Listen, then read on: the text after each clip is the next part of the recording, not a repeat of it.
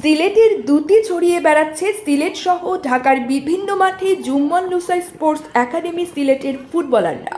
তবে একাডেমির অনেক খেলোয়াড়ই হচ্ছে চা শ্রমিকের সন্তান বা নিম্ন মধ্যবিত্ত পরিবারের সন্তান, যার ফলে নিয়মিত প্র্যাকটিস কিংবা ফুটবল খেলার সরঞ্জামাদি নেই। তবে সিলেট প্রবাসী অধ্যুষিত যদি কেউ সাহায্য সহযোগিতা করে অথবা স্পন্সরে এগিয়ে আসে, এসব ছেলেমেয়েরা আরও ভালো পর্যায়ে যেতে পারবে এবং সিলেটের সুনাম অর্জন করতে পারবে।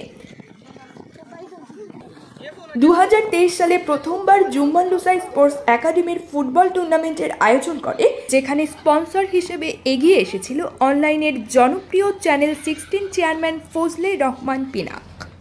এরপর আর কোনো টুর্নামেন্ট আয়োজন করেনি। তবে দ্বিতীয়বারের মতো বড় টুর্নামেন্টের আয়োজন করতে যাচ্ছে জুম্মন লুসাই স্পোর্টস একাডেমি সিলেট। তবে এই একাডেমির বর্তমানে প্রায় 100-র বেশি খেলোয়াড় রয়েছে।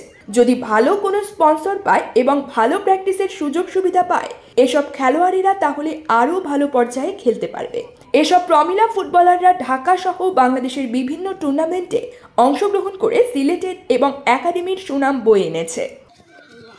একাডেমির প্রতিষ্ঠাতা মারিয়ান চৌধুরী মাম্মির আন্তরিক প্রচেষ্টায় এখনও এই একাডেমিকে চালিয়ে যাচ্ছেন।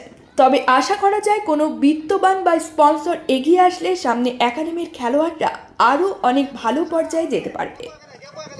News desk, channel 16।